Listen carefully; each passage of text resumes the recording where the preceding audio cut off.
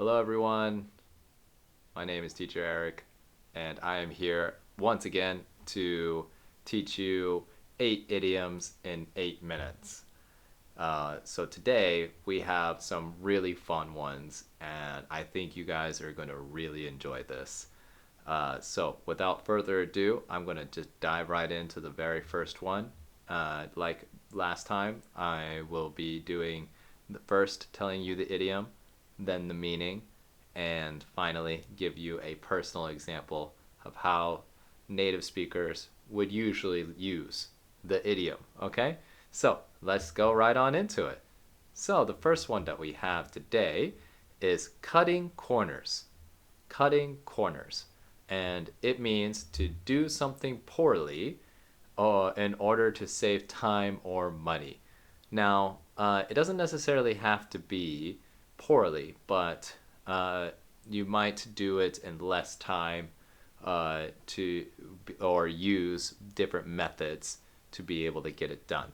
Okay, it's a part of a sentence, so you can't use it by itself. My example is recently people maybe make YouTube channels like this, and in order to make their projects done faster, they don't do everything by themselves. Instead, they cut corners by hiring other people to do video editing for them. That way, they can save a lot of time. And one of the best ways another example is when you are maybe doing a project, okay, at school, and maybe you have one of those friends who's really smart, and you'll ask them to do part of your project for you. This is also a way to cut corners. By asking them to do the work for you and you not having to do it, you're saving time and you're getting your work done. Cool. So that's the first one. Let's go on to number two.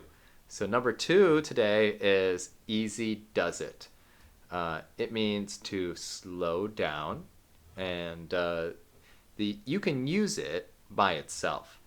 And usually, native speakers, when we say this phrase, easy does it means to usually help someone move, and what I mean by that is maybe someone is injured at a hospital. Their leg is broken, and you're helping them sit down. So you'd be easy does it, easy does it. Or another way would be you're carrying something that is really heavy or very fragile. And you would say, easy does it, easy does it, easy does it, like this. That way you are expressing it should be very careful and slow.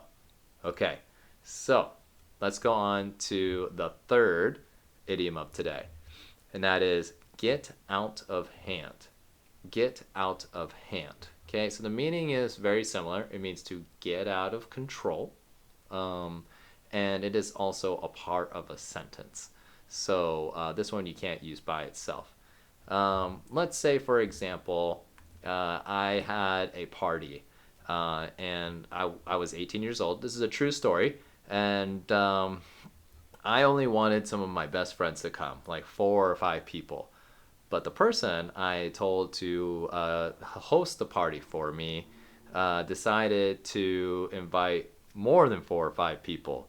So this very small house with only supposed to only have 4 or 5 people actually had 25 people. So the party got out of hand.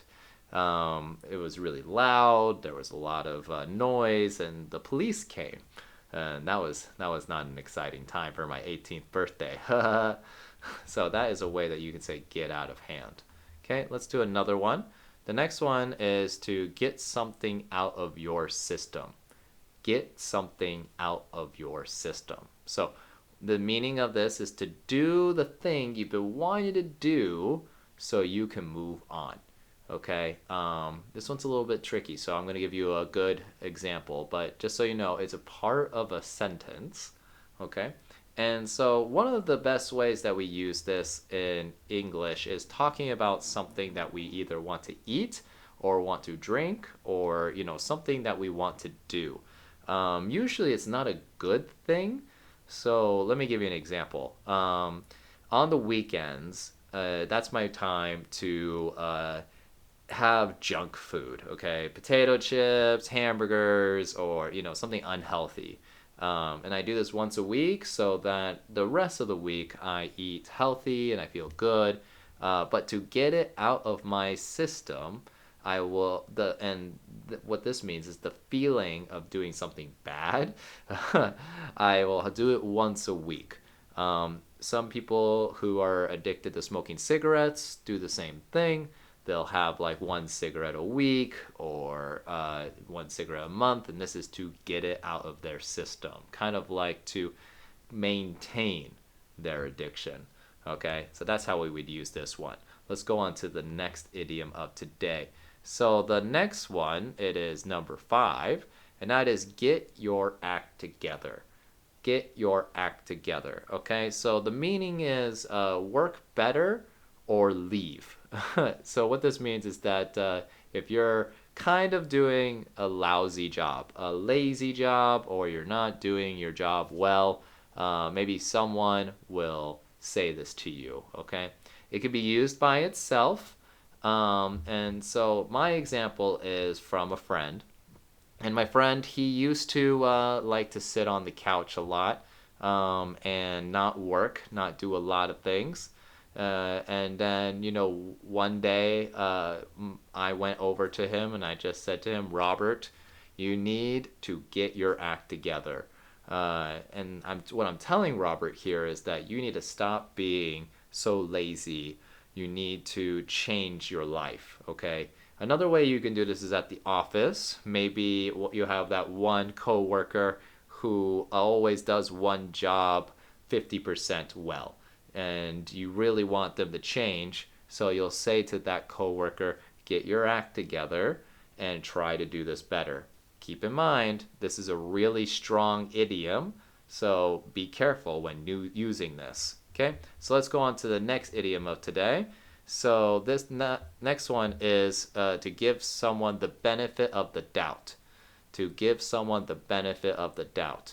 And that is to trust what someone says. Okay, so basically it means to trust someone.